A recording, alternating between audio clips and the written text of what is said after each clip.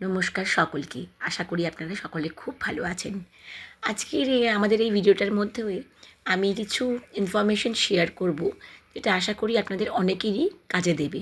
এবং সেটা হচ্ছে যে ওলা বা উবের, এই যে আমরা যখন ট্রাভেল করি ওলা বা উবেরে, সেখানে আমরা আমাদের পোষ্যদেরকে আদৌ কি আমাদের সঙ্গে ওদেরকে ক্যারি করতে পারি?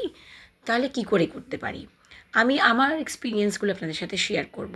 আমি কয়েকবার কোকোকে নিয়ে কিন্তু ওলা উবেরে ট্রাভেল করেছি।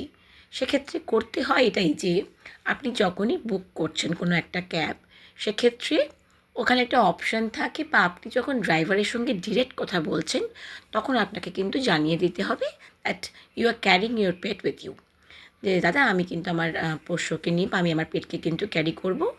সেখানে সেই ভদ্রলোকটি যদি, সেই ড্রাইভার দাদা যদি অ্যালাউ করে আপনাকে, বা ইউজুয়ালি প্রত্যেকেই অ্যালাউ করে, সেটাই স্বাভাবিক। তবু অনেকেই এরকম থাকে যারা কিন্তু অ্যালাউ করে না। কেমন? আবার অনেকে এটা পরিষ্কার বলে দেয় যে ঠিক আছে আপনারা প্লাস্টিক ক্যারি করবেন, কারণ অনেক সময় কী হয়, ওদের ড্রুলিং হতে হতে বমি হয়ে যায়, যেমন আমাদের বাচ্চাদের হয় ঠিক তাই।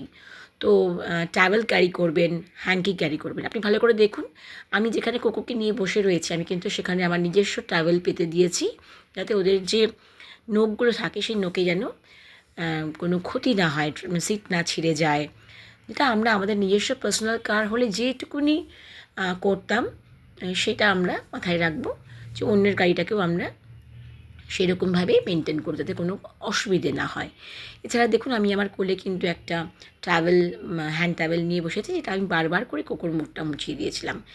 এছাড়াও কিন্তু আমি সঙ্গে পাশে আমার প্লাস্টিকও রেখেছিলাম, যাতে যখন কোনো জ্যাম হয়ে যাচ্ছিলো, যখন কোনো সিগনালে পড়ে যাচ্ছিলো, মোটামুটি ধরুন 30 সেকেন্ডস, কখনো 2 মিনিট, কখনো 1 মিনিট গাড়ি দাঁড়িয়ে যাচ্ছিলো, সেখানে যদি ওর বমি পায়, তাহলে জানে আমি প্লাস্টিকটা ধরতে পারি, ও সেখানে বমি করলো।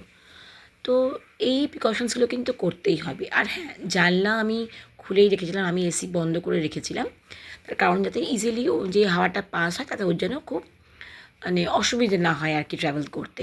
দেখছেন তো কীভাবে ওর ড্রিলিং হচ্ছে, আমি সেটা আস্তে আস্তে কিন্তু মুছিয়ে দিচ্ছিলাম। তো এইগুলোই করতে হয়। এছাড়া কিন্তু আর সেরকম কোনো প্রিকশন নেওয়ার প্রয়োজন পড়ে না।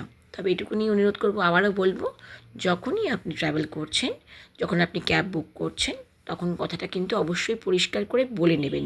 তার কারণ যদি বাড়ির সামনে আপনার গাড়ি এসে থাকে আর আপনি যদি না বলে থাকেন, তখন কিন্তু অনেকে অনেক রকম কেয়স করে। এটা কিন্তু সবসময় মাথায় রাখবেন, কেমন?